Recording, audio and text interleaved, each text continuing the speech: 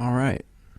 Welcome Okay. to the Houston Ensemble, episode 18. This is a very important episode that we are doing today, and we are featuring a guest whose name is Celeste Solum. Did I say Solum correctly?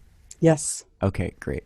Celeste, I saw her on a couple of other interviews recently, and she has a lot of very interesting things to say, and we wanted to bring her on the Houston Ensemble podcast to delve into some of these issues regarding the current times that we're in, regarding the virus, regarding the government.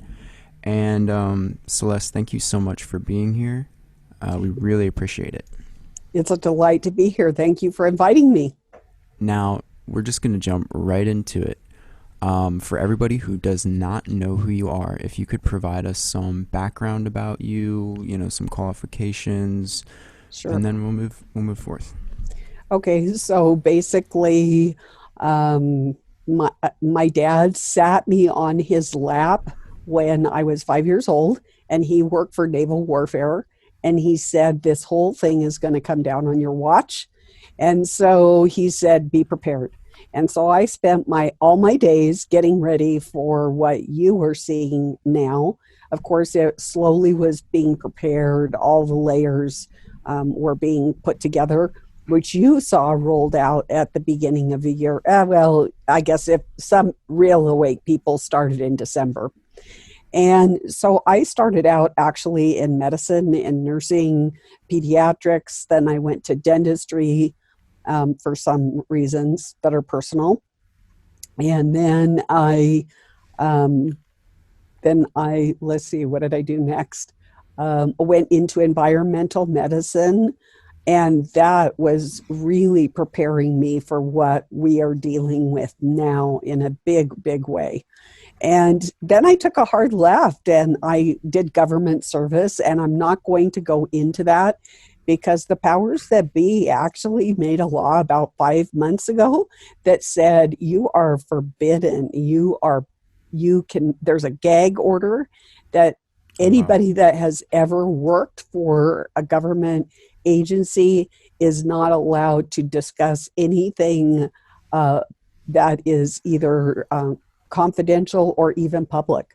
Um, uh, uh, Non classified material is even taboo. So I'm not going to go into that. Let's just say I am highly qualified, worked in those areas from the 90s until 2008. And then now I live in the Rocky Mountains. I have an organic farm. My Mm. husband was killed 4 years ago under very mysterious circumstances, the kind that you see in the movies, you know.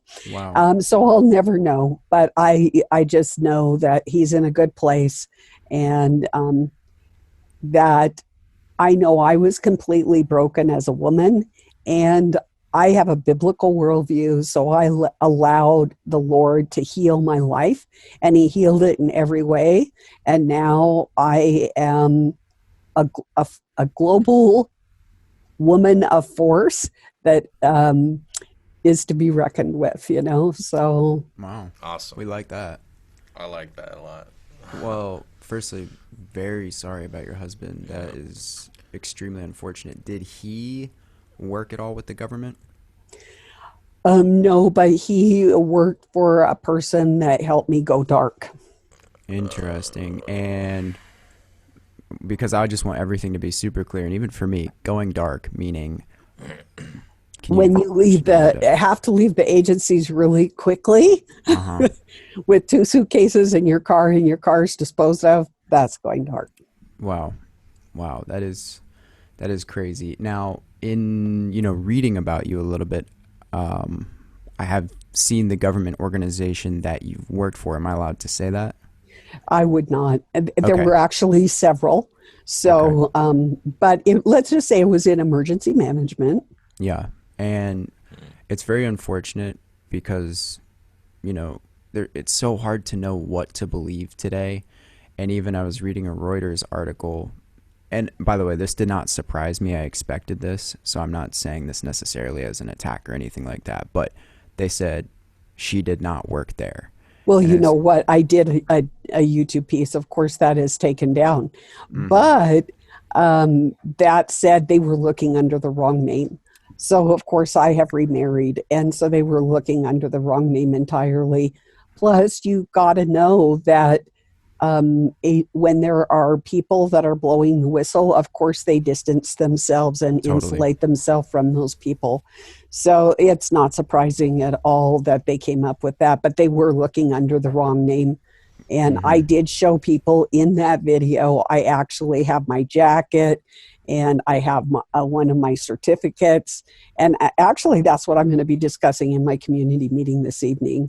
Oh wow. Some And of that. are people who are watching this, would they be able to go watch what you're referring to? So, to attend the community meeting, you need to be a subscriber of the celestialreport.com, hmm and that is my private platform. And if you join up for that, and it can even be at a later date, like when you hear this a month from now, or 3 weeks from now, or even today, then you have access to all my videos. Okay, great.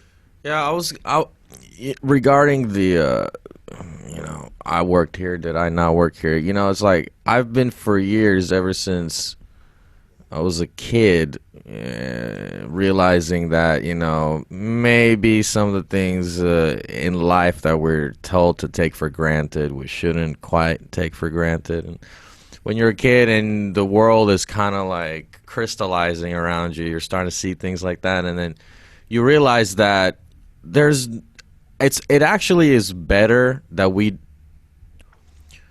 how to say this, you know rather than saying straight up, I got to be careful. I want to be careful, but not too careful, because So can I yeah, yeah, chime yeah, in? yeah, So I think what you're trying to say is if you have a gut feeling that yeah, something is not right, yeah, there may or may not be a whistleblower ready and willing to put their life on the line to hmm get you that information. But if you really in your gut say, I've looked at this, yeah, not just like, something that you don't know anything about, but if it's something that you've studied and you go, this just doesn't make any sense whatsoever, yeah, go with that gut, because there just may not be a whistleblower yet. That doesn't mean in 2 weeks or a month or a year that that person might not come forward. But yeah, at least right now, you need to go with your gut feeling. And that's going to protect you, your family, the people in your sphere. Because if there is some corruption, corruption doesn't operate in the light, it operates in the dark. Yeah. And so you really need to share with other people and say, I don't maybe have any concrete evidence of this, but just from what I've studied, and you could tell them I was here, here, and here, and show them, some a cursory evidence. And It's it's very unfortunate today because I feel like we don't even need to necessarily make some grandiose claim about something very specific. What we can already see is red flag after red flag if you pay attention or if you do even a little bit of reading. And I feel like people are choosing not to look at these red flags, like, some of the head officials just lying and then saying, "Oh, I didn't lie," or "I said that on purpose." It's like, why are we just willy-nilly believing these people today when 6 months ago these same people were being like, we can't trust the government at all. It's very interesting to see the flip, and it's kind of like a virtuous flip. They're trying to just save people, etc. But actually, less on that. Can you give us your perspective on the severity of the crisis right now? What you think we should be worried about? Getting sick, masks, all this kind of stuff. so just to address your previous concern, and then I might even share screen, and then we can go into the things that I'm very concerned about. So we have all been, since about World War II, been chemically lobotomized. Things like fluoride in the water, chemicals in every single thing, from our dish soap to our fabric softeners to even clothes, perfumes. They're mostly synthetics. And what that does is it basically takes out part of your brain that helps you think. And then they come in with neuroweapons, and the bug that emerged last year is a neuroweapon. And then also the treatment is also a neuroweapon. And let's share a screen. Would you mind? Yeah, let's please. Okay. I don't have anything. Oops, I'm disabled. Oh, is that on my end? That's on your end. You have to enable me. You just say multiple participants, and then I'm ready to go. Okay. That should do it. Okay. And I am just going to go to, let's see, where can I go? That's kind of, this is bizarre. Okay. I'll go to, no, I don't want to go to Skype. I'll go to my, I guess I'll share my, this, and then I'm going to get out of that really quick. Hold on. Let me, if I can move myself over here. And I'm going to go to YouTube. So you are welcome to follow along. Uh-oh, screen share. Why did it stop? Share the screen. Okay. YouTube. I've got UU. Helps to spell correctly when you are doing searches. Yeah, this is nice. And this, if you are interested in what is the neuroweapons that are formed against us, what you want to do is look up Dr. James Giordano. And so I go to military conferences, and he's a frequent flyer at these military conferences. I'll show you. I call him Dr. Evil. Oops, let me see if I can get the HDI. Okay, HDIAC. Okay, so oh wow. I would now look at this guy. Hold on. You won't be able to hear him because look at this guy. Oh wow. Just like Dr. Evil, complete with the thing on his side, the scar on his side. Oh wow. And I call him Dr. Evil, everybody that follows me. So what you want to do is watch this HDIAC podcast, Weaponizing Brain Science, Neuroweapons, and it's 2 parts. And then you also want to see the podcast on neurocognitive enhancement, and that also is part 1 and 2.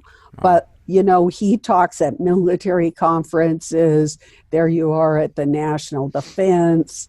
You can, how is it tied to big data? If you're interested in the neuroethics, he is on the ethics. He's very highly placed in the weaponization against our brain. And so you can just spend hours listening to this guy, and he's serious and he is scary. Wow. Very scary. But you have to watch him to even believe what he's saying. I mean, people are horrified. And so these HDIAC podcasts are actually in favor. They're not arguing against this, correct? Right. They are in favor. This is a military operation in progress. And they tell you, they just believe that you're not going to take the time to listen to them. And so look at, these are freely available on YouTube, at least right now. The more I bring attention to them, of course, the more likely they might be taken down in the future. But for right now, they are freely available. Wow. on YouTube. Each one is usually about a half hour to an hour. Some of them are an hour and a half. Mm-hmm. What is the main sort of goal of the weaponization? I mean, I can make a lot of assumptions, and I have my own readings about this. But if you could summarize kind of what they're aiming at.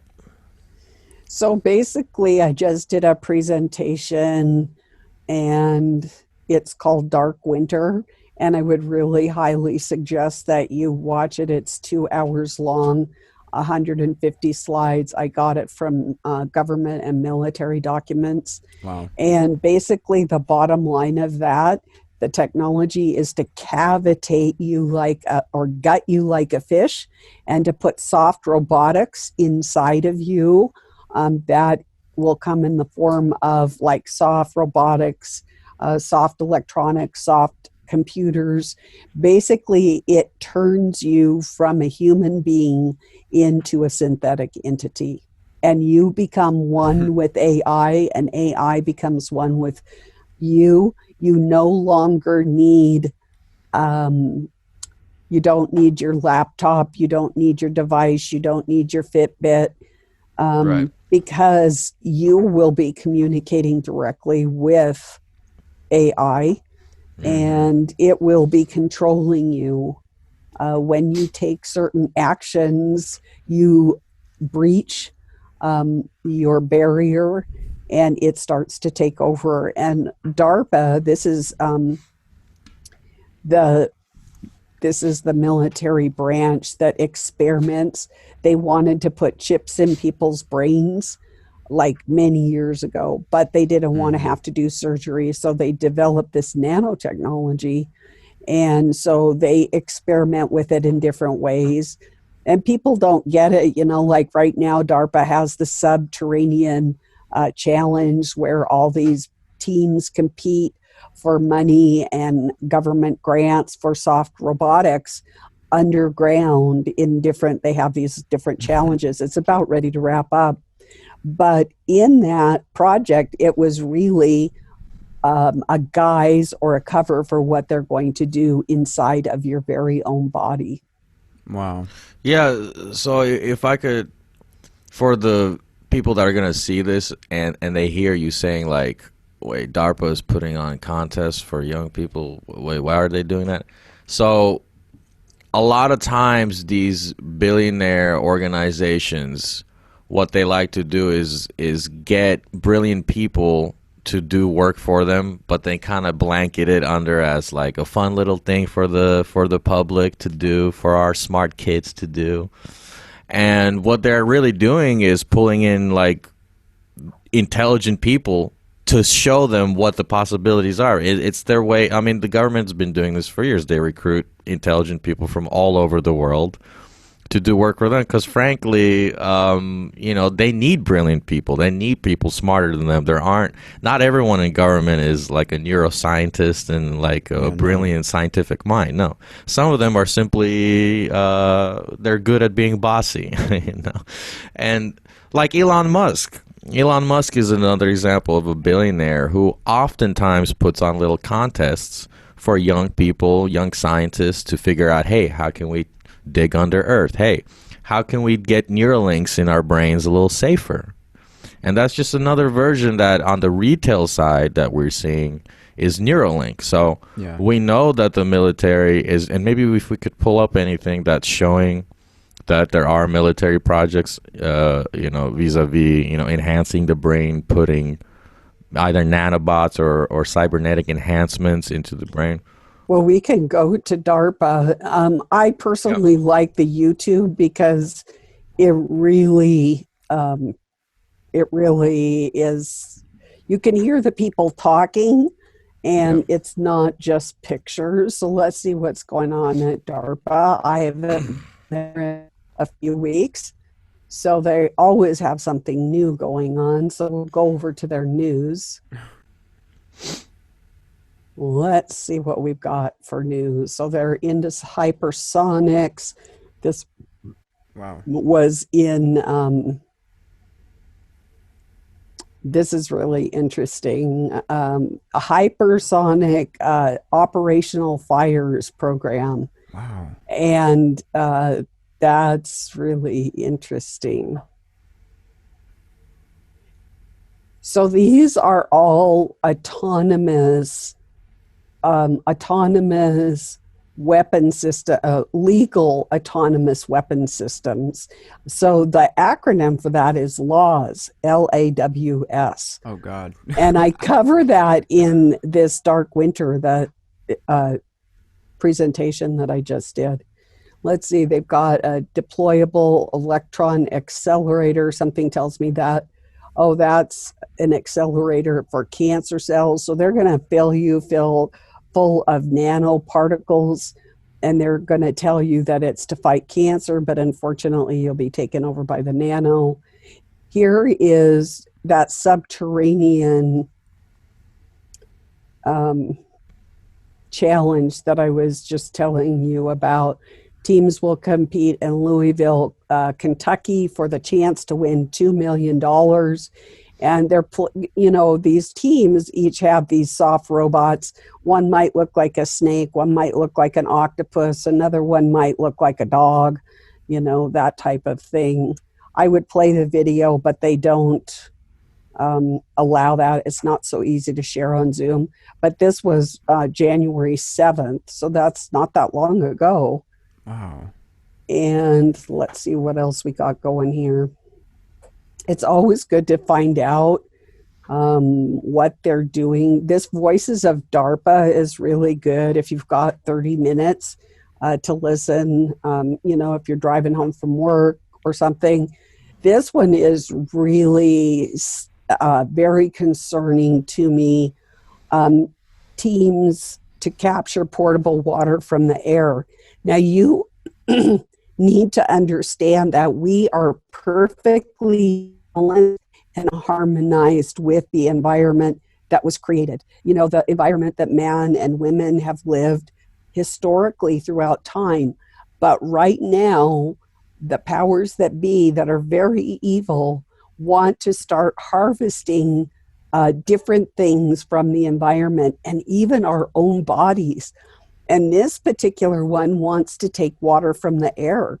Well, if you've ever been in a desert where it's like I've been to Death Valley, where there's like no humidity. What happens if they take the humidity out of the air completely and, to sell it for whatever they're going to do with it? And then what's going to happen is your body's going to compensate. It's going to draw out the water, because that you start sweating. And so it's going to draw your moisture out and harvest that. One example of this, and this isn't water, is there was a consortium. It included, British Columbia, Washington, Oregon, California, I believe Idaho, possibly Nevada. And this was about 15 years ago or so. And they got a mason quart jar, like you've ever gotten a quart jar of peaches or something, like the old-fashioned quart jars that people canned. And they sold one quart jar to Beijing. And this was 15 years ago. How much do you think that they got for that?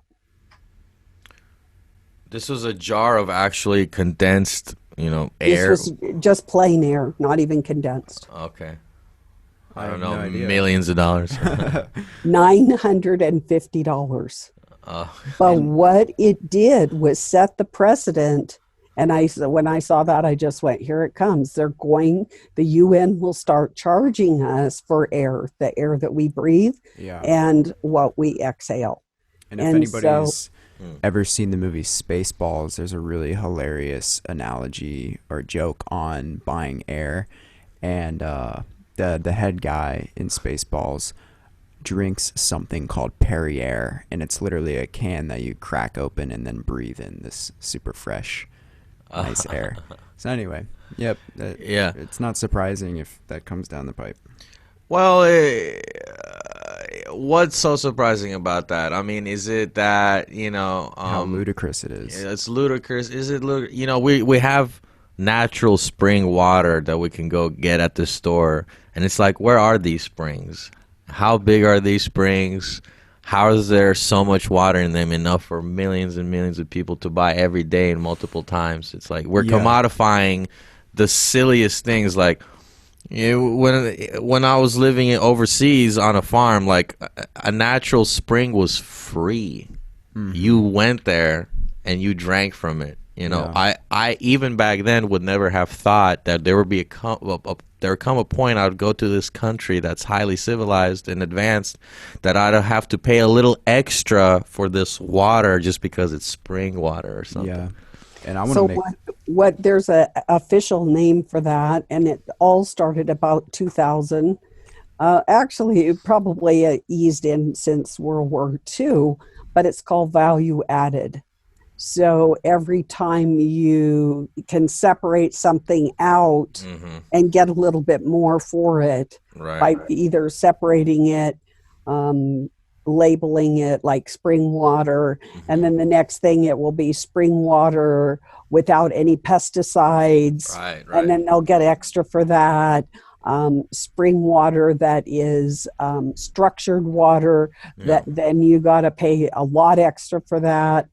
So it does have a name. Now, you asked about the neurotechnology. So what you do is on the DARPA site, there's the little search button, and you just type in neurotechnology, and it will bring you up. So here's startups of the future, next generational non-surgical neurotechnology, which is what we're talking about with what's rolling out right now, wink, wink, wink, that you don't want to take. Systems-based neurotechnology for emerging therapies, that's another one that you wouldn't probably necessarily want. Here's your non-surgical neuro interfaces. Let's just push on that and see what we come up with. This is from 2016, non-surgical neural interfaces, and that could be neural lace, it could be Neuralink, many different programs. It just depends who's getting it out. So what DARPA does is it has deep pockets, oftentimes black. People don't know what experimentation goes on there. They perfect the system, like you said, with brilliant minds. And then once they have really solid product, then they shuffle it over to the commercial market, and where it is distributed throughout the wild, as they say, or the commercial market. Yeah.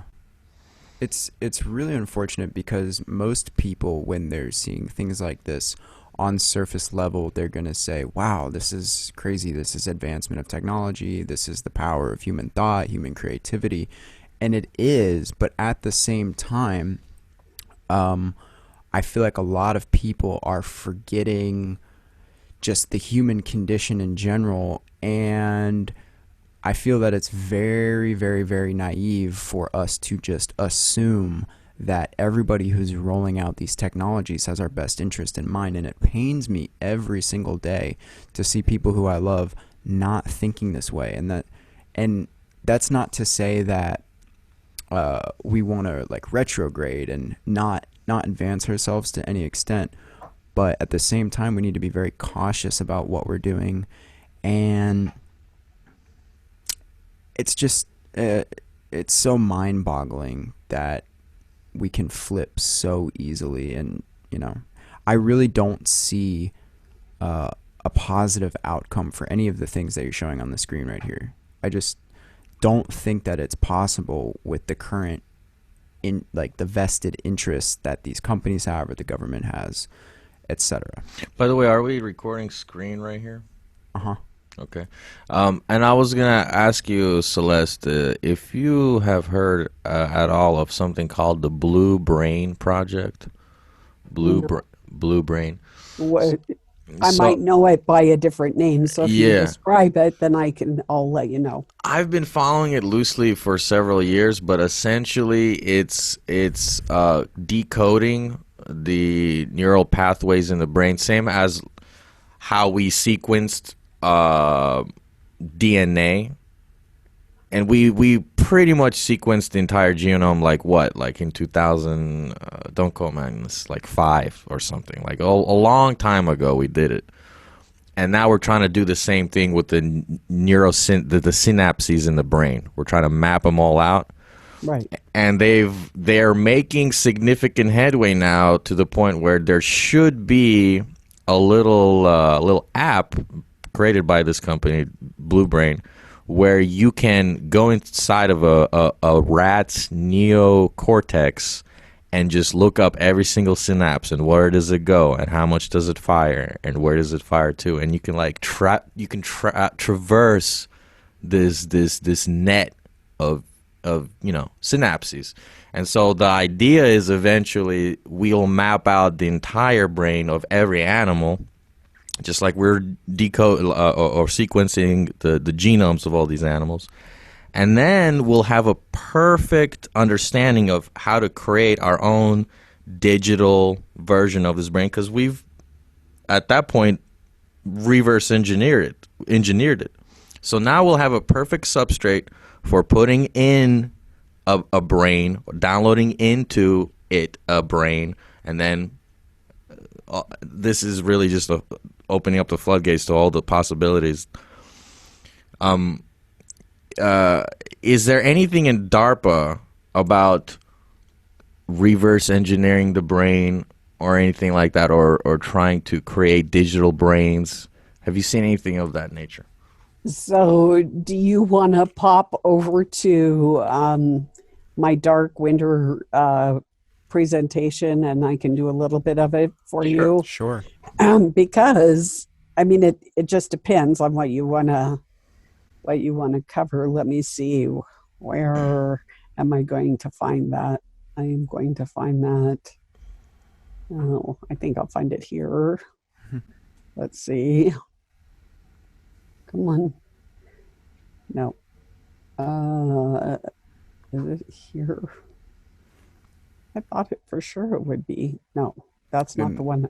While you're searching for it, I'm just going to say a couple of things about what we were talking about earlier regarding putting chemicals and everything. I was reading a book / kind of have read a book entitled "The Case Against Fluoride," and a lot of people don't realize that fluoride is literally in everything, and it's used to clean, smokestacks, and it's quote unquote used to clean your teeth, but there are many, many people who have researched this who have said that you do not need fluoride to clean your teeth. And then on a more meta level, fluoride has been shown to calcify our pineal gland. Right. And for those of you who don't know, the pineal gland has been, depicted throughout history, all forever.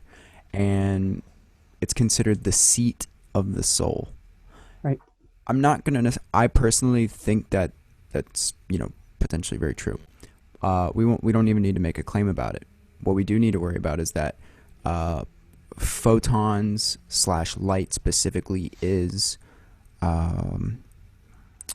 arranged in the pineal gland, and what people are worried about is that when it's calcified, you start to lose your sort of expansive consciousness, like your consciousness that is beyond your physical body, and our extrasensory perception, all this kind of stuff. And there are people who, devote their entire lives to living chemical free, living without fluoride, and, they have some really interesting stories about their extrasensory perception. And I even have a filter on my water bottle. Unfortunately, the filter is out of date, and I really need to get a new one. But it filters out everything, including fluoride. And I would highly, highly recommend that everybody do that, because you just don't need it, and it's just making us duller. And thank God we even have the capability to think about it right now. But you found the presentation. So just so you know, actually fluoride is the active ingredient in rat poison. Yikes. Yeah, and that's so interesting. So, and I remember my cousin when I was very young, you know, it was really interesting. I grew up with this voice telling me all these things, anything related to this. She was always telling me this, and I was so caught up in the I mean, of course I was very young, so I can't say I was very conscious about a lot of things, but she was putting the bug in my ear when I was younger. And it's like I came full circle today because I've done my own research and I've looked into things very scrupulously. And, you know, all I'm saying is be cautious. There are red flags. yeah, and I want to really get into this what we have here, this presentation, Celeste.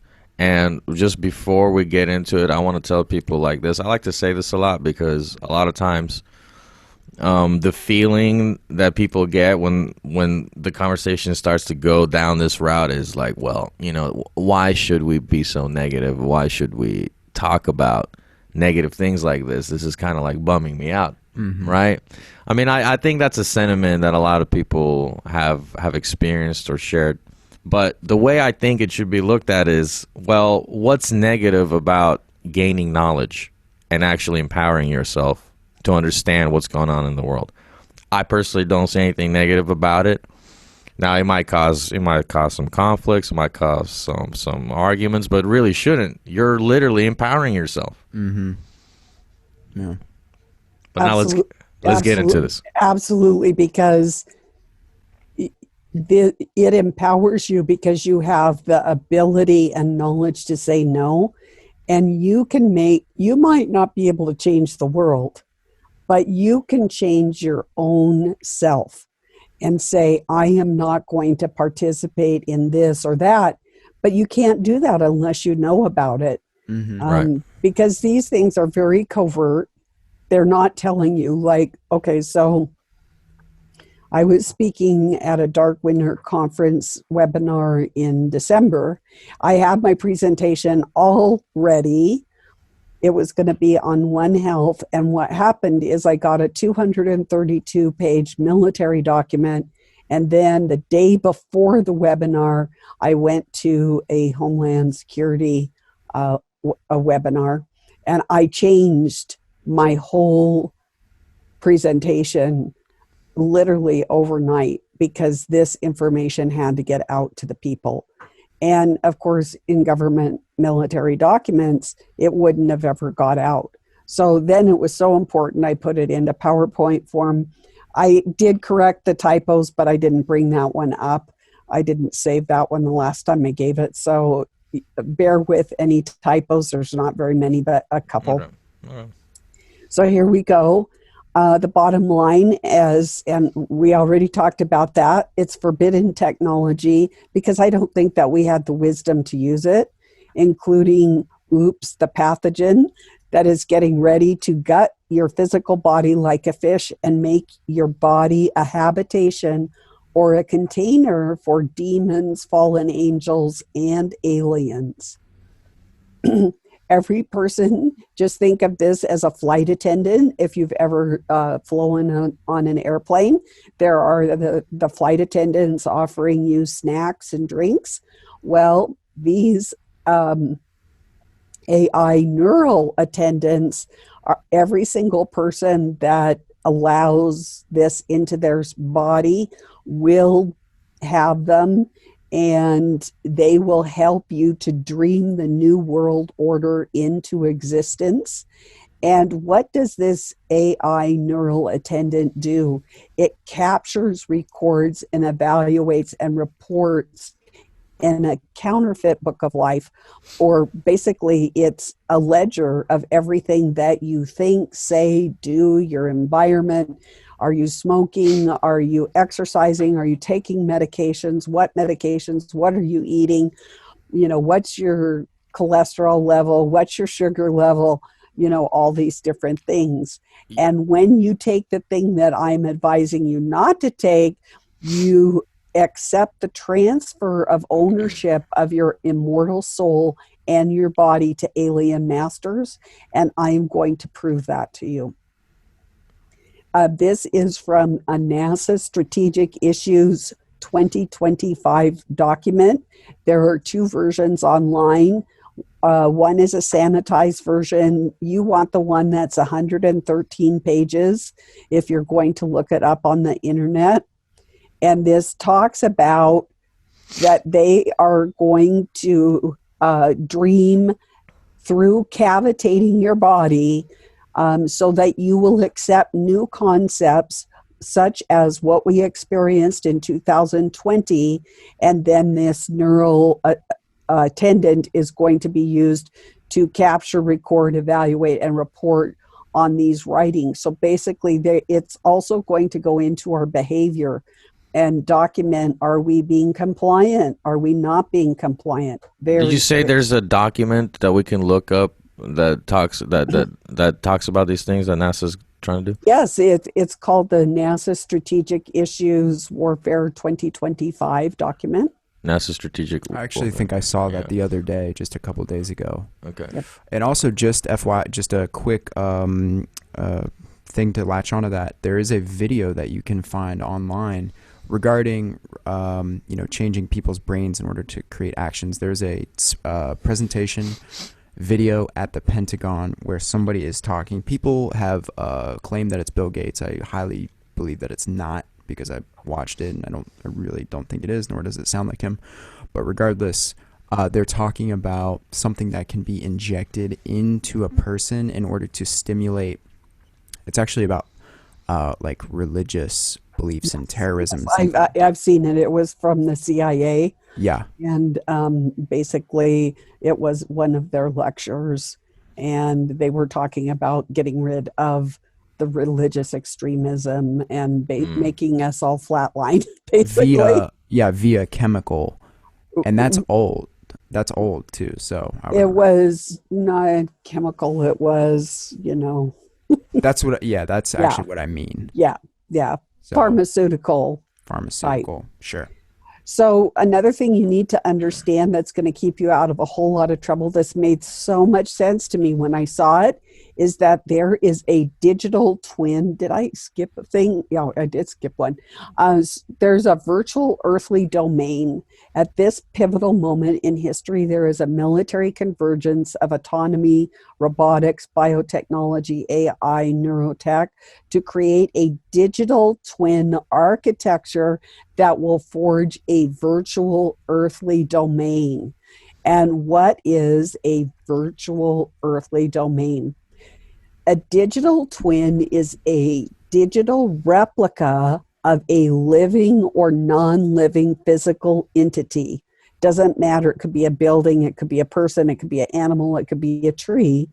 And a digital twin refers to a digital replica of potential and actual physical assets. This is really important to remember. Assets, processes, people, places, systems, and devices that can be used for various purposes. Now, what does this mean in plain language? It means that we have a world, a physical world that mankind has always lived in. We have the sun, the atmosphere, the trees, houses or caves, if we lived in a cave, animals, all that type of thing. And it's been the way it has always been. But now, for the last while, technology is creating this virtual twin, an exact replica, except that it is all virtual. So like a virtual you, a virtual me, I have a little dog named Zippy, a virtual Zippy. Our food is going to be virtual. Our currency is going to be virtual. We are going to have virtual relationships. We're not going to be coming together anymore. It will be all virtual. And so we're kind of at this precipice right now where we have to choose, do I want the real world that has always been, or do I want to go into this, do I want to be immersed totally in a virtual world. And it is my belief that when we choose to go into this virtual world, we can't ever get out. We are stuck, and we are just assets then. And in this virtual world, it's very hard if you've got a best friend and you have a disagreement. It's hard to just delete that person from your life because you're friends. You have a history. Or what about your family or your children, a grandparent, something? Then you disagree on something. Oh boy, my grandmother and I had some good rows in my day. But now all we have to do is push a button and they're out of our life, you know? It's scary, the implications of this. But to me, when I saw this, so this I just got like the middle of December in a 232-page military document about this virtual world and the digital twin. So okay, this document, by the way, or any of the documents, so we're going to try to do our best to potentially link our people to all this stuff. It's already online. I know it's already online. So it shouldn't be a violation of anything. And so when you say 230 page, is that the same article you were referring to, or is that a different article, and what's the name of it? So I'm not going to give you the name of it because what has happened is then people take the work that I do and they steal it. I mean, the last one was a terrible thing. He said, I want you to be on my show, blah, blah, blah. Give me your sources. I gave him the sources. And then you have to be able to put it into context. But what I can do, I will provide the NASA document. Okay. And you will be able to see this webinar that I was going to go to because that is on YouTube. Okay. But at shepherdsheart.life, if you are interested, this is 150 pages of my slides. You don't have my talking, but you can have the slides for $4.99. Okay. So you can buy it as an ebook. You can share it with your friends, and that's fine. Okay. It's absolutely fine. Cool. So you can link to that. And then if people, the good thing about that is I really do answer questions. So you say, I don't quite understand this. Could you please explain it to me? And I'll say, well, you can either look at my video, but if it's something I didn't cover in the video, then I actually do answer the question. Yeah. So it's a good deal. And Celeste, I don't mean to interrupt so much, but I want to kind of help the viewers watching this sort of like get their mind equilibrated to accept all this. So right. Two really quick things. When you say that, you know, there's an effort to create a virtual world, a clone of you, a clone of the world, of the real world, that to some viewers that might sound a little like, really, like how are they going to do that? That seems so crazy. But let's take a step back and just look at something like Twitch. Okay, Twitch is a streaming platform for gamers. There is technology now that many Twitchers use, which is that the term, Twitchers? I don't know. That sounds weird. It's unfortunate if that is the name. Yeah, where you basically put on a suit, and it's like a green screen suit of sorts, and then you just press a little button, and it pastes an entire different virtual body on you in real time in front of all the people watching you live. Oh, wow. You're an entire, quite detailed, by the way, CGI, virtually created person, and you can choose any body you want. Any sort of body. It can be a lizard body. You can turn into a woman if you're a man, or whatever you want. So we actually are doing these things already, in a sense. Mm-hmm. And there's so many people that already spend an inordinate amount of times online, in virtual chat rooms, in VR. So we have these things, and it's really... Oh, yeah. I don't see it being that big of a stretch for it to really become a central part of everyone's life. And then when you say, the last thing is, oh, what about the data that so you're saying they want to collect all of our data and know when we're going to sleep and know where we're eating. And, well, dude, Do you have a watch that you wear, that so many people wear now, that tells you your pulse, tells you how much you've been walking, tells you when to eat next, tells you how good your sleep was? And on top of that, can give you monetary incentives for being more healthy, specifically regarding health insurance, because they have health insurance policies where you can't, just like car insurance, where you stick a monitor in your car and it tracks your driving and says, oh, you've been driving following the rules, we're going to make your premium a little bit cheaper. Yeah. Same thing goes for health. Oh yeah, it's reminding you, like, you've been sitting for 30 minutes. Like, I know, but it's reminding you to be healthy, because at this point, they're not trying to pay for your poor health. Anyway, these things are coming down the pipe. If you don't see them, open your eyes. Yeah. Now go ahead, Celeste. Actually, that's great. I should just have you guys come on with me, and you can help translate, because sometimes people go, what you care? And I try. If you saw the documents that I'm getting stuff from, I'm watering it way down to simple what I think. But they go, oh, I have to listen to it 3 or 4 times, or I have to read it 3 or 4 times before I get it. And it's like, and I think it's, but then I'm immersed. So what you're talking about, the virtual reality, yes, we have virtual reality, but what I'm talking about with this virtual twin is total immersion. Like, you will never come out of it.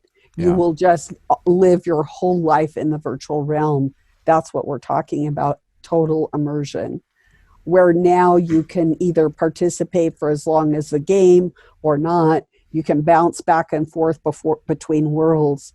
But what I'm saying is, pretty soon you're not going to be able to do that. If you choose the virtual world, you're going to have to stay there. If you choose the earthly domain, you're going to have to stay there. Can I say one more thing regarding this virtual world, but regarding a loss of consciousness?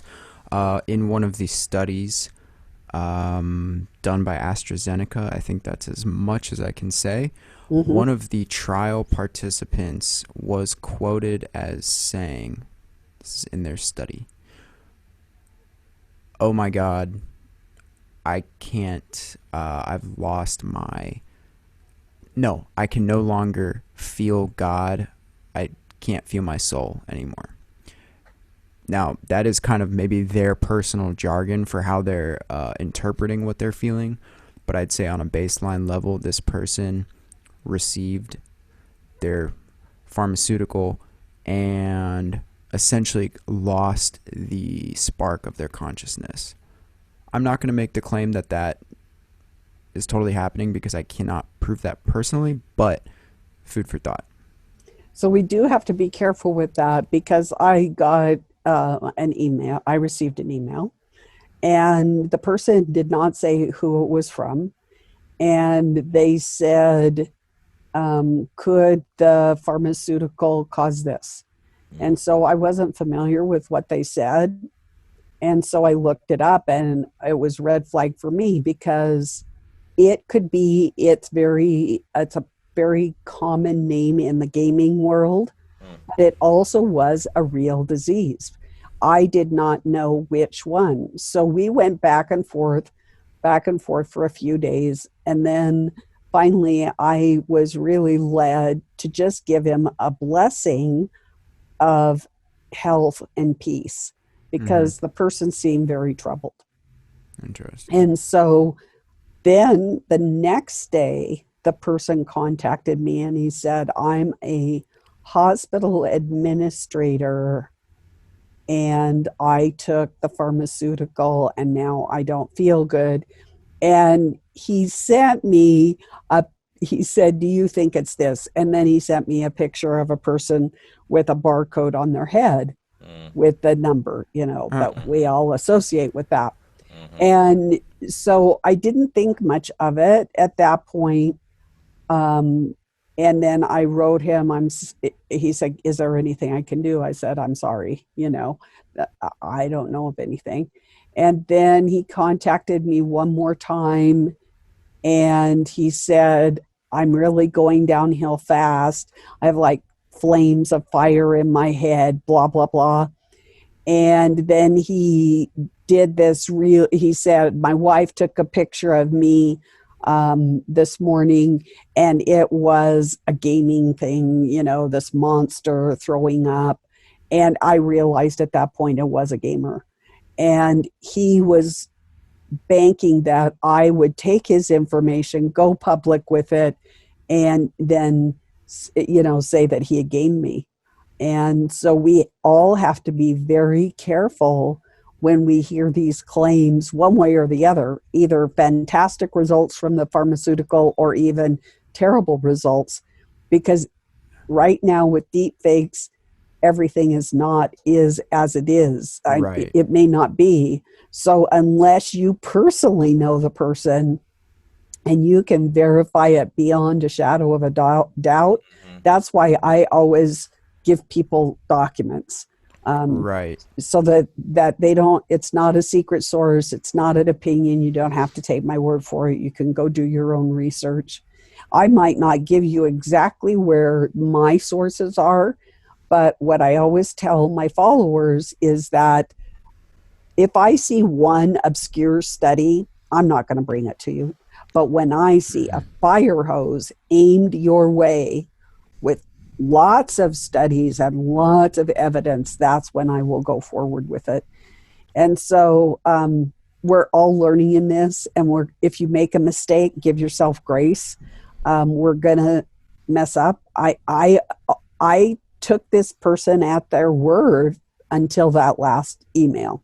And then I said, you're on your own. I'm blocking your emails. And I never heard from the person again. So, well, I guess that's better in the sense that that did not happen. But that is also unfortunate, no doubt. Yeah, but it's troubling because he might go to somebody else to try and get them ensnared to believe it, and then say, oh, this person, doesn't even know what they're talking about. We all have to be very careful these days. Mm-hmm. So right here, this is back to our NASA document. It's the same one that we were looking at. I extracted several different slides from it. So what is the purpose of a lot of these programs? It is the demise of the U.S. underclass, and I would say middle class. Wealth creation from enabled invention. People, that is creating wealth out of thin air. That's what the Federal Reserve does. Inventions out of thin air. If you want to see the second season of the TV series Jericho, there's this really young guy, skater, biker, not a biker, skater, more kind of guy, not the brightest IQ. And he goes, yeah, we should just turn the world into virtual world, and the virtual twin towers, and how are they going to do airplanes into that? And you're just sitting there going, but that's kind of the world that they're talking about. Stabilization of the world's population means depopulation. You have to be able to read their code because they don't want very many people here. Rapid technology diffusion, that's right, they do want it. They want it faster than Moore's law.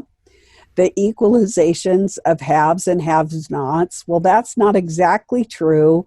Basically, they want the elite to be the haves and everybody else to be the have-nots. And so that kind of gives you an idea. Now, there's this magical graphene material. It's I'm really concerned about this, and it is in the pharmaceutical. And AI will yoke humanity using magical material development. And what can it do? It's a PNT. And what is a PNT? It's a position, navigation, and timing for precision targeting and a kill system replacing GPS. This thing can drill down to a particular organ in your body and kill it. It could give you a heart attack. It could kill you outright. And it's scalable. It could kill everybody that's, let's say, a white person, everybody that's a woman, everybody that's under 5. everybody of a particular religion or belief system. It's very scalable, and it can go from the nano level all the way up. It uses graphene plasmonics and devices such as smart contact lenses that will allow for a new frontier of computing, navigation, communication, nanosensors, and human-to-machine interface by 2025. And at the end of this, I tell you why this is to be, because they're going to get rid of all the old humans and bring on board the new humans. New humans are engineered in a laboratory. They're not created the old way. They're engineered, they are augmented and enhanced, and they are one with the quantum computer. They do not have a soul. To bring this on board, they really need to bump up from 5G to 6G to deploy the quantum computing. So there are some critical timelines to understand. One is that in 1966, One Health, the term was coined, and it's one medicine, and it calls for a unified approach against zoonose, which is what the pathogen is supposedly, and it uses both human and veterinary medicine, and that's going to make sense in just a few minutes. There's, in 1975, there is a trilogy of, that's 3 conferences that were held in Asilomar. The first one was Asilomar 1, and it was to genetically modify all life on Earth. The only media to cover it was Rolling Stone magazine, and they did cover it, and they said, "You idiots," on their cover of their magazine. Wow. In 1998, there is something called the PhyloCode that was going to that does change all the classification of life from the historical and ancient lineage system to the PhyloCode in a way to make room for new life forms. This was a long process which started in 1998. Guess when it went into effect? Last year was the first deployment of a new life form.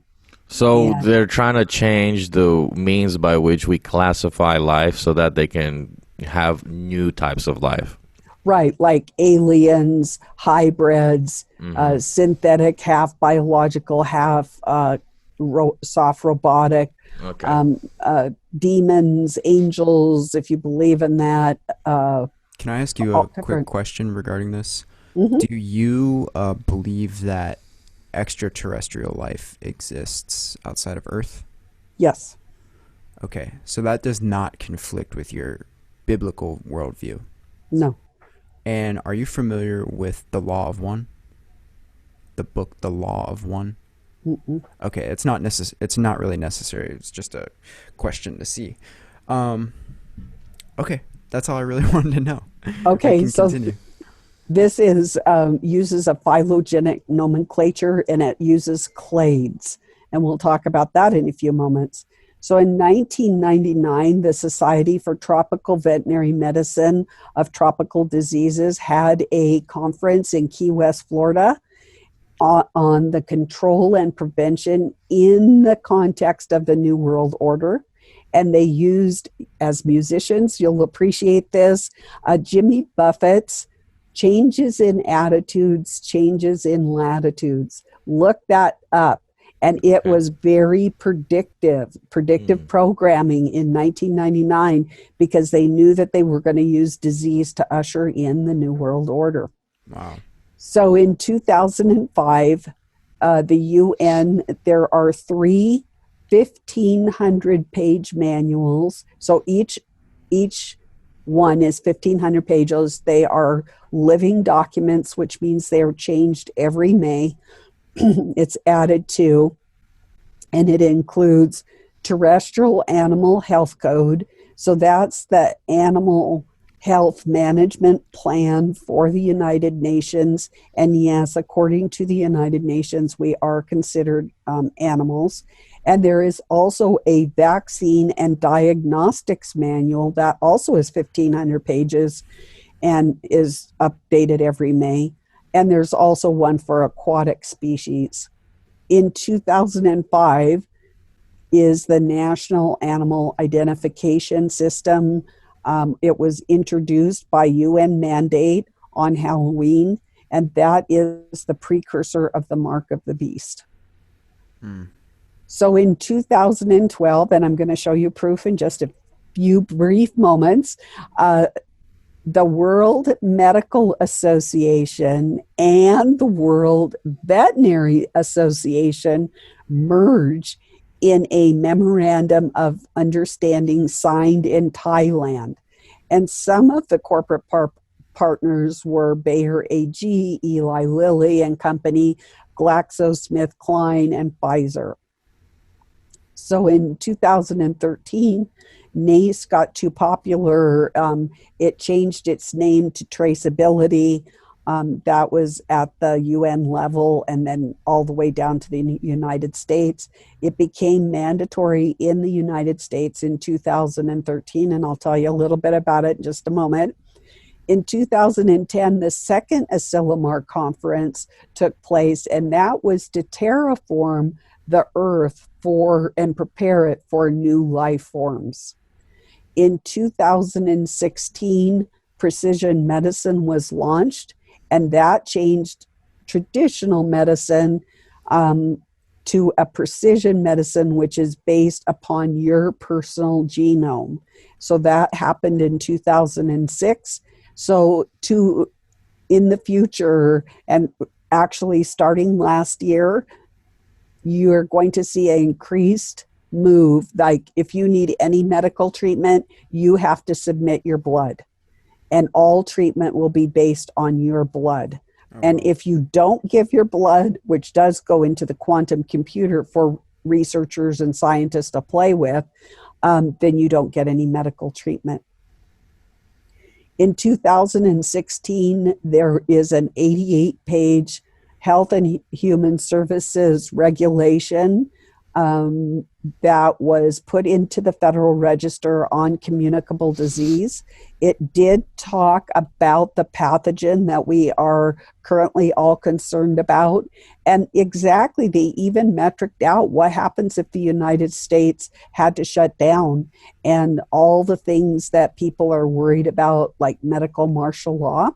So it's all covered in this communicable disease regulation, and you can find it. It was entered into the Federal Register on August 15th, 2016, and it went into effect as an official regulation of the United States on October 15th. I was so concerned, I did a exercise like I did where I worked with my husband because I had a radio show, and we just gave a possible scenario of what that might look like.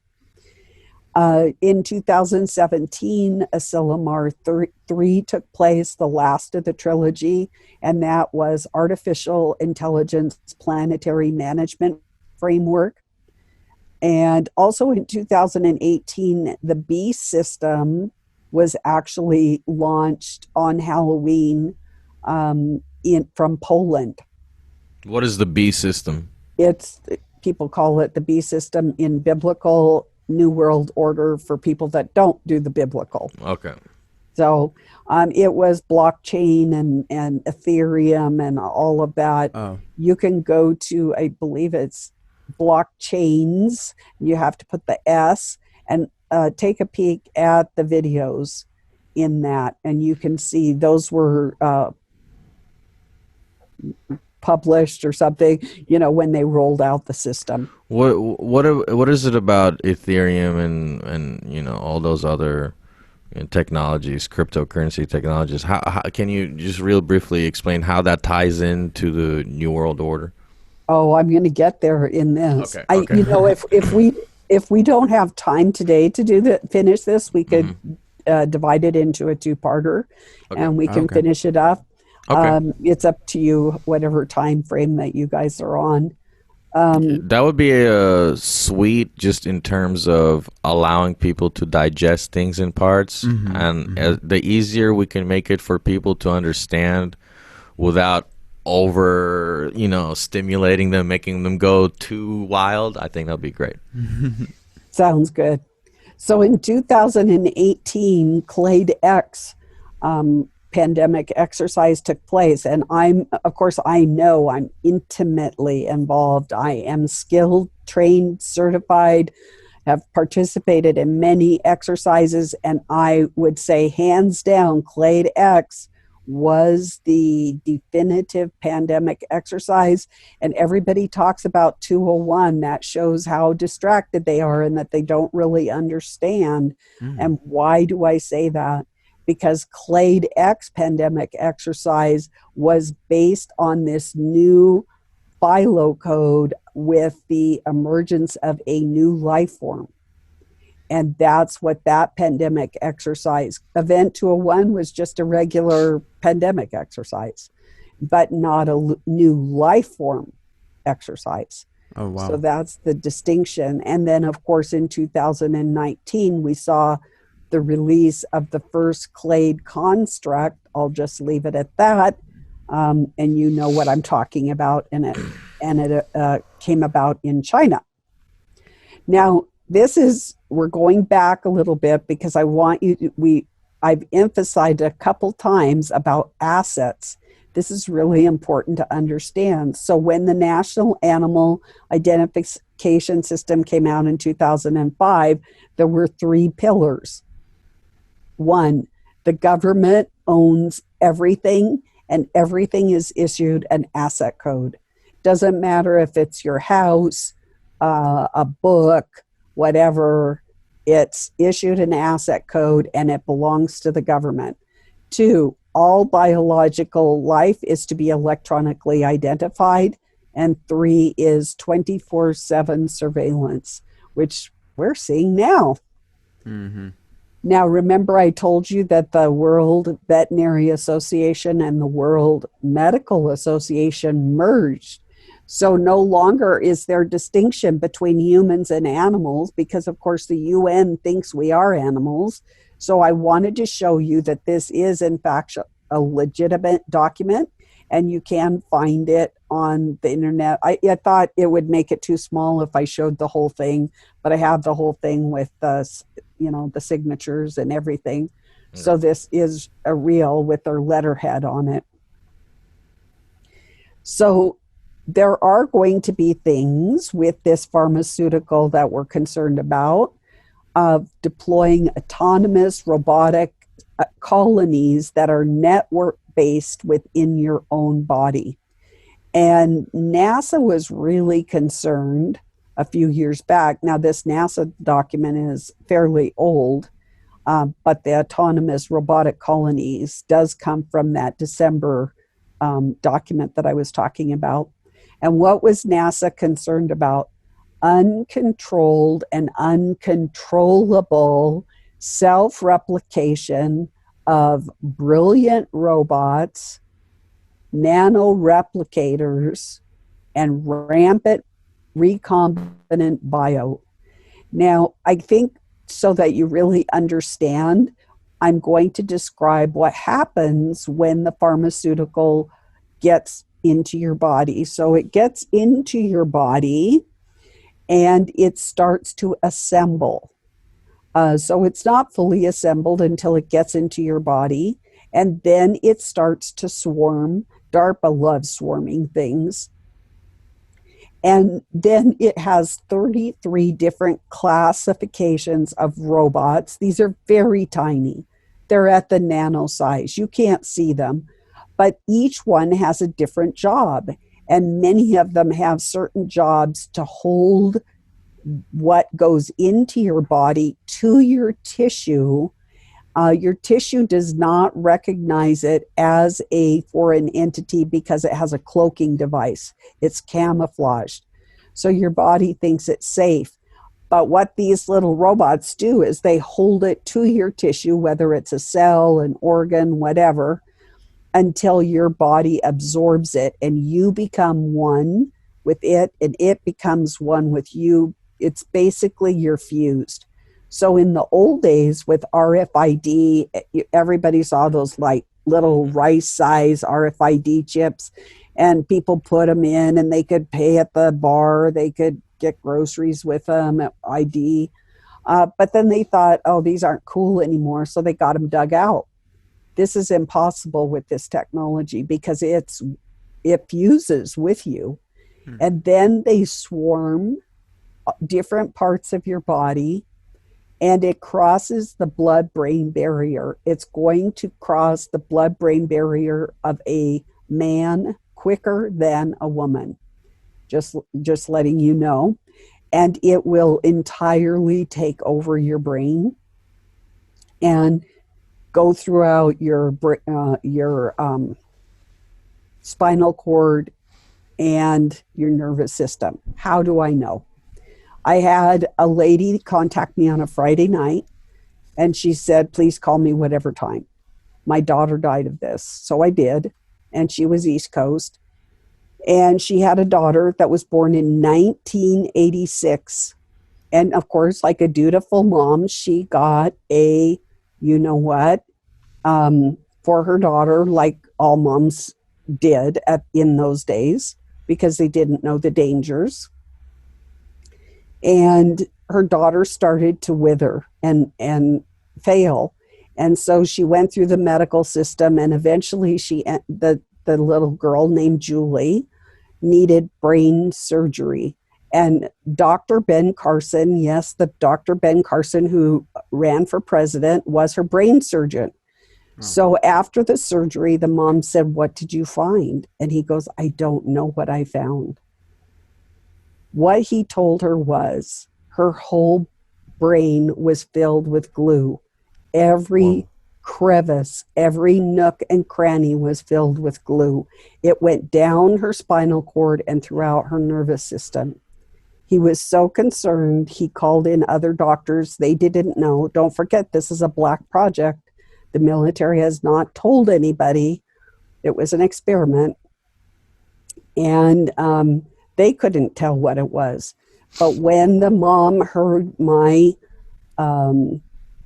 video on hydrogel, she contacted me, and it finally gave her peace. And I said the exact same words that Dr. Carson had told her, that it fills your brain with glue and it fills every crack and crevice. And it's at that point that you become one with the quantum computer. Now, another way that I want you to look at it, because you have to look at it as another way too, is think of a water balloon. So you've got an empty balloon, and it gets into your body, and it's empty. Now it's going to want to grow because it's self-assembling, but it needs a little bit of help. So what it's designed to do is harvest your fluid. And we all need fluid, water, I've got my tea right here, we all need it. So what it does is it takes the water from your body and it helps it grow. And the biological self of you begins to start to wither and die. And as it grows, your biological self withers and dies away. Wow. Are you able to comment what you said the mother got her daughter? Okay, so are you able to comment how the quantum computing plays into this? Why is it quantum computing that's required for this project of the government, or this plan for the government? So this is that neural control that they want. And they don't want anybody, like traditionally, humans have had free will, free choice. We've lived free. I mean, there's been some regimes where evil people came into power. But for the most part, people have lived free. But in this system, they will not live free. And that's what we're transitioning in right now. They want no free humans. Yeah. They want them controlled and basically depopulated. And little Julie did die in 2003. So she was born in 1986, and she died in 2003. And another thing that's interesting for people who don't know is 1986 was the year that the Child Injury Vaccination Act was put into place. And what this law did was take any responsibility off of the vaccine makers or providers regarding liabilities. So if you were injured by a vaccine, the maker has no liability on it. And what that does is that it takes out any incentive to make it safe or effective. And, we're actually seeing a lot of articles in the news today, which is surprising and somewhat hopeful, but I'm not going to rely on that too much. I've seen a couple articles that's saying, just FYI, if you get sick or get injured from what we are doling out right now, there's nothing you can do. No, there's nothing you can do. And actually, a few people did get some compensation. Of course, you can never be compensated when you have a biological damage to your body, but some people got a little bit.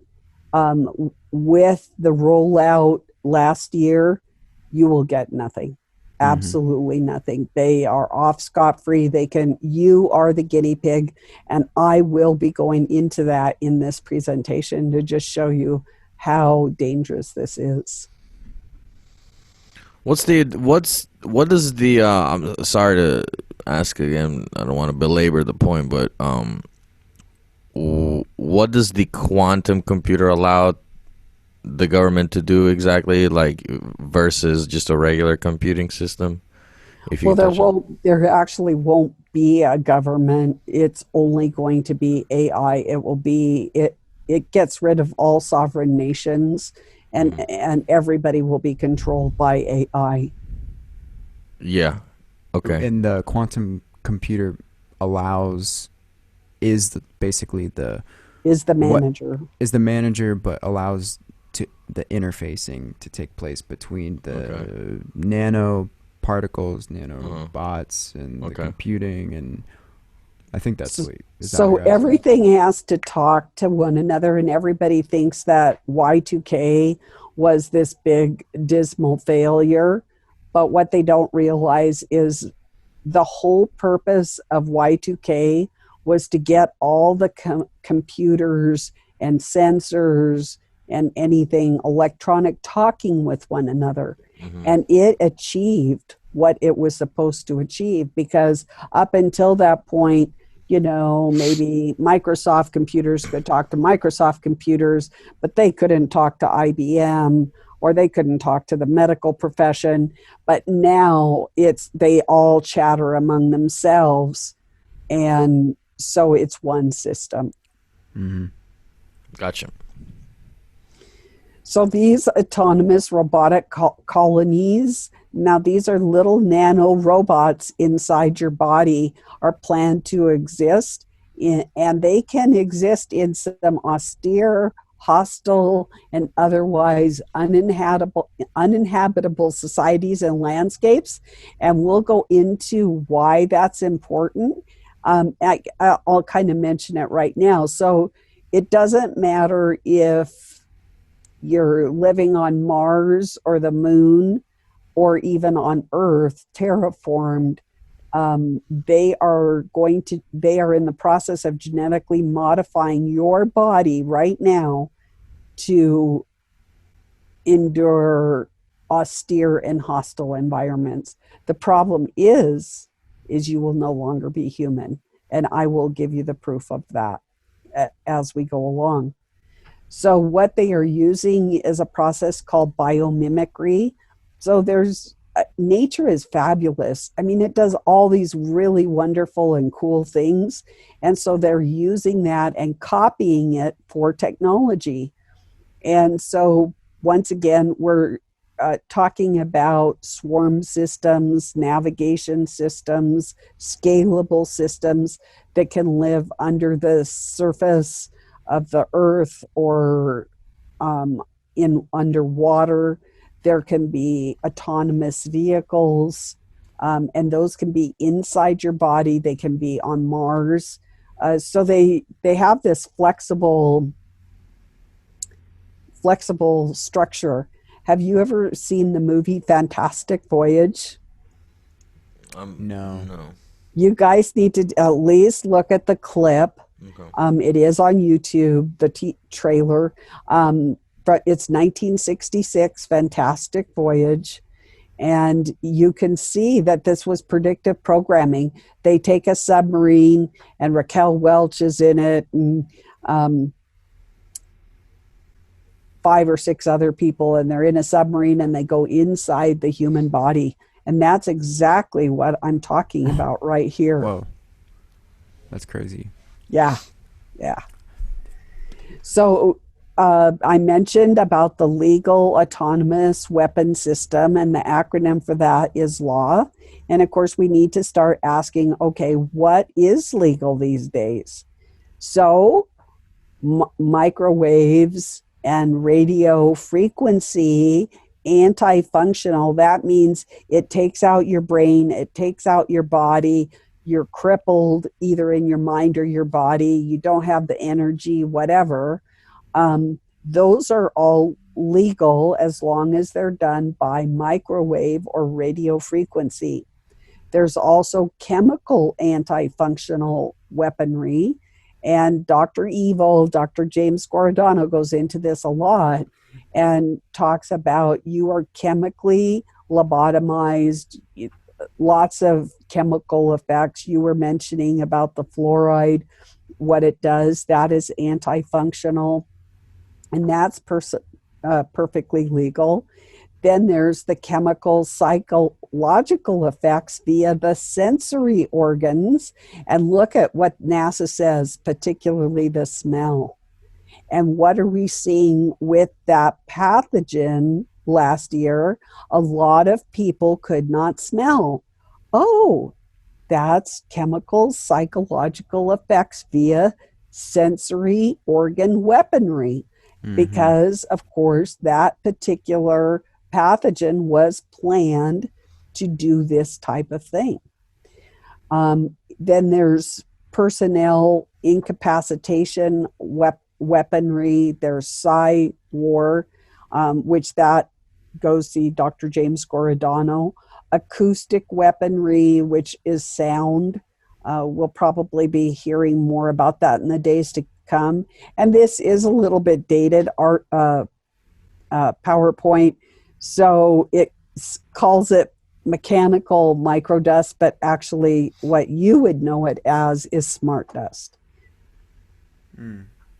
Now, the interesting thing is that these stealth swarm robotic systems will operate at below detection thresholds by 2030.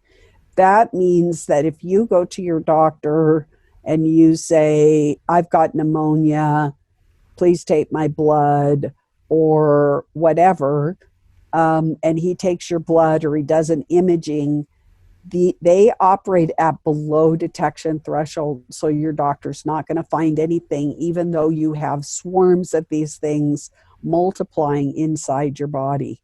They're below detection. And they were designed that way because they're just so tiny.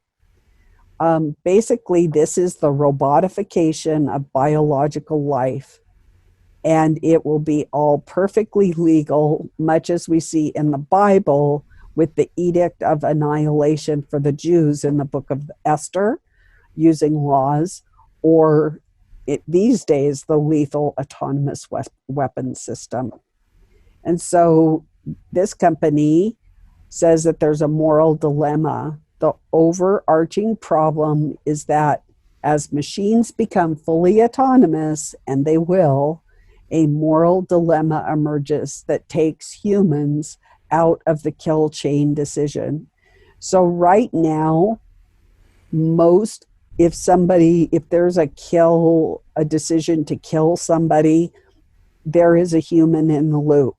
But as these machines gain power and take over, there will be no human in the loop making that decision. It will be the quantum computer making that decision if a person is going to get killed or not. That brings a whole new definition to the NDAA. Celeste, I have a question. Do you think that maybe I could ask you just a couple more like rapid fire questions, and then we come back at another date here soon and kind of like go through the presentation even more and finish it? Sure. Okay. Because I think for our listeners, this would be kind of their general time restraint, I would say. And as Armin said earlier, we want to really let them digest everything. My first question for you, though, is give us how worried are you right now about actually getting sick with what's going around? Well, I can answer that pretty confidently. So I have a compromised immune system. I was born with certain DNA missing, so I don't have an immune system, and I'm not sick. Okay. So I'm a no mask person, and I just believe in eating healthy, living a clean lifestyle, and so I'm not worried about it at all. Well, that's definitely interesting here, and we know a lot of people with compromised immune systems that just have not gotten sick. And do you I guess concede that there is a possibility of getting sick today? It's actually a possibility. Absolutely. So what do I believe that the pathogen is? So I'll give you my spiel on the pathogen. It's very quick. So basically it is a nanosynbio. It is a round, of course, we've all seen the spiked protein, and inside it has a hollow belly. And it can deploy anything. It can deploy a poison, a toxin, a virus, a bacteria, a fungus, a parasite, an explosive. And I'm going to go into that in this particular presentation. Also, it could hold a demon, a curse, if you believe in such things, negative spiritual energy. And how does it choose what to deploy? So this is what's inside. The potential of what it deploys is called a payload. So it has a payload inside, and it gets the message from the frequency that it's told. So one frequency will say, spit out a virus. Another frequency would say, spit out bacteria. Another one would say, spit out a poison.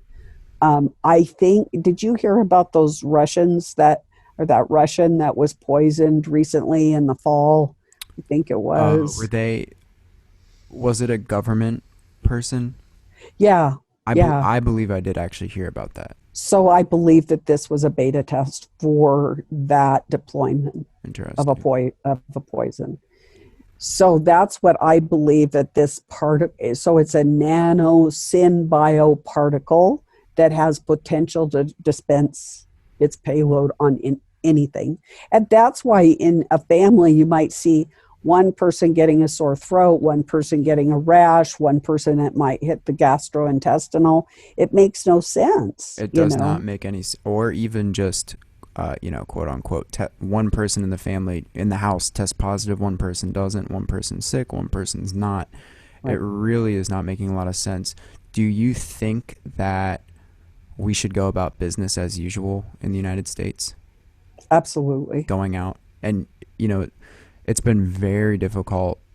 I won't even make it that difficult because we can stand up against anything. It's been different being musicians here because, as you know, our craft is dependent on going out, going to bars. Mainly, that's where a lot of live music happens. And thank God we live in Houston, because Houston is pretty open compared to a lot of other cities, and we're still able to gig every day. And it's just not making a lot of sense because a lot of people are still coming out to the gigs. They're not wearing a mask. They're not necessarily getting sick. Business is doing well at many of these places. It's actually ramping back up. But, I just wanted to get your opinion on what you think we should do. Do you have, maybe let's kind of end this on a positive note because we've gone through a lot of very heavy topics. Could you give us some sort of positive outlook or one way that we can come together? So the best thing that I say is that we need to embrace our humanity. This is a war against humanity. Mm-hmm. And how do we fight back? We fight back by being human. We do those acts of loving kindness. We stretch out our hand and shake somebody or hug them. We call somebody on the telephone and just say, you know what, you're a special person. Or let's say we're a great chef, we're great in the kitchen. We make a meal for somebody that maybe doesn't have a meal or doesn't have somebody in their life. I would grab it right now, but one of my followers, I'm so busy doing the news. There's some passions I would love to do. And I always wanted to make a patchwork quilt. Well, this lovely follower of mine sent me a handmade a patchwork quilt. And so what a kindness that was. And when I told everybody, here's my coffee tanker, people laugh at it holds 4 cups of coffee, and I go through 2 of these. I got little gift packages of coffee. It's that. It's people being human and loving one another. Mm-hmm. And let's say, even if you have a disagreement, let's say you don't see eye to eye on something, give a gift of grace and just say, you know what, I'm going to keep my mouth shut and I'm not going to get in an argument with this. Mm-hmm. I'll tolerate their wiggy idea and I'm just not going to say anything. I just want to love them. I just want to be a human. And so I think that that's a positive way to end. And you guys as musicians, you bless all of us with music that can uplift, encourage, and as we were talking about before the show, even giving us courage to go out and do the hard nuts and bolts things that we need to do. So we all have gifts. We were born for such a time as this. We're equipped for such a time as this. Humans have lived, this is the 6th extinction level event, and humans have always lived, and we have survived, and we will survive, but we need to this technology has got us dependent on technology where we think that being a human is wrong and dirty and bad, and that's just not true. Mm-hmm. We've talked about some of the spiritual parts of being a human and that sparkle. I mean, don't you just love it when you see a sparkle in somebody's eye and they get something that you're saying, or they're listening to the music and you can just see it just inspiring them. And, I learned something. So I'm doing this series on space weather, and I'll close with this. Okay.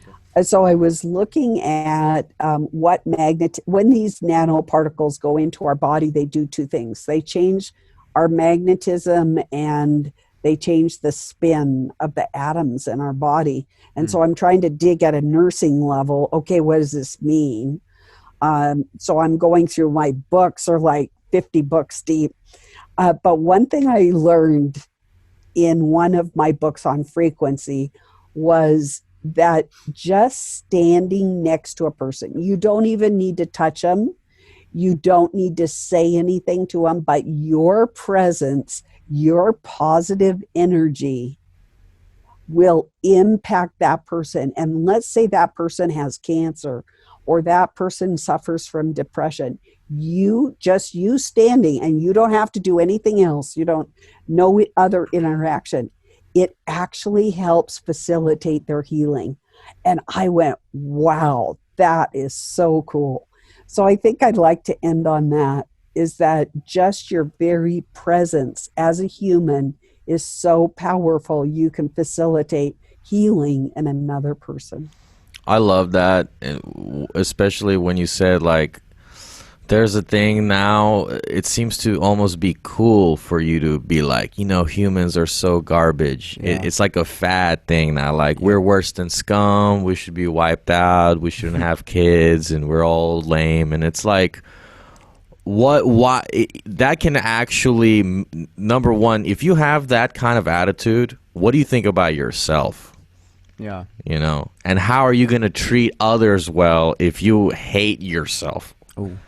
And it seems really absurd. And so I love that you said that we can actually heal each other. Yep. So let's love each other. We want to spread love, give love. That actually is what the Houston Ensemble is all about. We want to touch on truth, which may be hard to hear or at least question and ask hard questions. But at the end of the day, we are here to love each other. And that's all you can really do. But Celeste, thank you so much for coming with us today and giving us your perspective and widening our perspective. We hope to have you back on and even talk a little bit more. So we wish you a great rest of your day and be safe. And thank you. Well, thank you. It was great being on. And if your viewers or listeners have any questions, feel free to let's have a dialogue. Mm-hmm. Don't go anywhere, Celeste. We're cutting the audience out, but we're going to have a couple more words. Okay, on 3, 1, 2, 3.